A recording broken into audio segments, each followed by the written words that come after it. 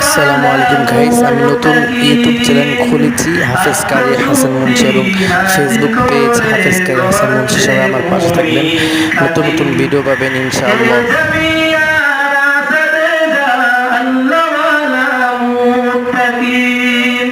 আত্মশক্তি হাসিল করে করেন যে মুমিন খাঁটি, আসাতে যার তরবিয়াতে ছাত্ররা হয় মূল্যবান, দিবানি শীতল বেরাশি সে হাদিস কুরআন, দিবানি শীতল বেরাশি সে হাদিস কুরআন।